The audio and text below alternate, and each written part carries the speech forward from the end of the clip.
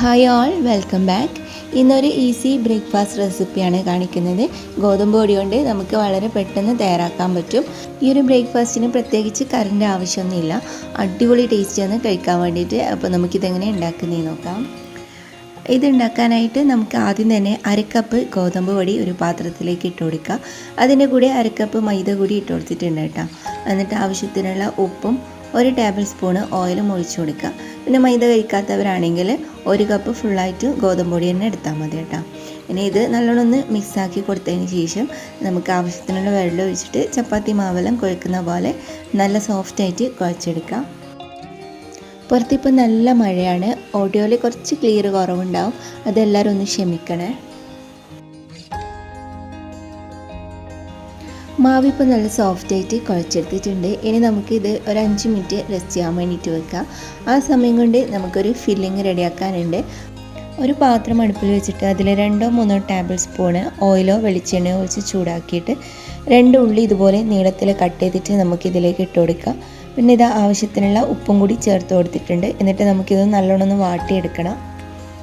ഉള്ളി ഇതുപോലെ നല്ല സോഫ്റ്റ് ആയി കഴിഞ്ഞാൽ നമുക്കതിൽ തക്കാളി ചേർത്ത് കൊടുക്കാം. ഞാനിപ്പോൾ ഇത് ചെറിയ തക്കാളി ഇതുപോലെ കട്ട് ചെയ്തിട്ട് ഇട്ട് കൊടുത്തിട്ടുണ്ട്. പിന്നെ ഒരു പച്ചമുളകും 1 ടേബിൾ സ്പൂൺ ഇഞ്ചി വെളുത്തുള്ളി ചതച്ചതും കുറച്ച് മല്ലിയിലയും കൂടി നമുക്കിതിലേക്ക് ഇട്ടിട്ട് ഒന്നും കൂടി നന്നായിട്ടൊന്ന് മിക്സ് ചെയ്ത് കൊടുക്കാം.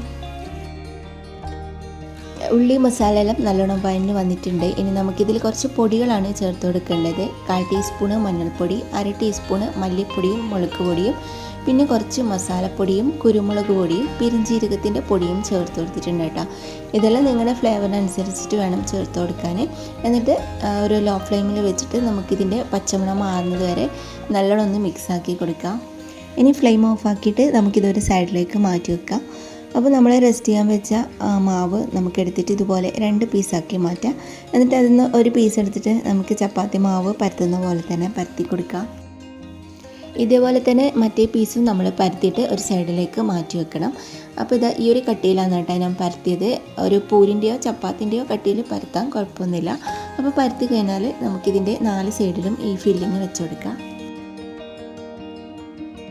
അപ്പോൾ 4 സൈഡും ഫില്ലിംഗ് എല്ലാം വെച്ച് കൊടുത്തിട്ട് ഇതിൻ്റെ മുകളിൽ നമുക്ക് ഒരു മാവും കൂടി ഇങ്ങനെ വെച്ചിട്ട് എല്ലാ സൈഡും ഒന്ന് ലെവൽ ചെയ്ത് കൊടുക്കാം. ഇനി ഏതെങ്കിലും പാത്രത്തിൻ്റെ അടപ്പ് വെച്ചിട്ട് നമുക്ക് 4 സൈഡും കട്ട് ചെയ്ത് കൊടുക്കാം. കുറച്ച് വലിയ പാത്രത്തിൻ്റെ മൂടിയാണ് കേട്ടോ ഞാൻ എടുത്തത്. അപ്പോൾ ഇതെല്ലാം കട്ട് ചെയ്ത് കഴിഞ്ഞാൽ ഇതുപോലെ ബാക്കി ബാലൻസ് മാവ് വരും. അപ്പോൾ ആ മാവ് വെച്ചിട്ട് പിന്നെയും നമുക്ക് ഇതുപോലെ ഇങ്ങനെ പരത്തിയെടുക്കാൻ പറ്റും. ഇനി നമുക്കിത് ഫ്രൈ ചെയ്യാൻ വേണ്ടിയിട്ട് ഒരു പാത്രത്തിൽ കുറച്ച് ഓയിൽ ഒഴിച്ച് കൊടുക്കുക. നമ്മൾ പൂരിയെല്ലാം പൊരിക്കുന്ന പോലെ കുറേ ഓയിലൊന്നും ഒഴിക്കണ്ട കേട്ടോ.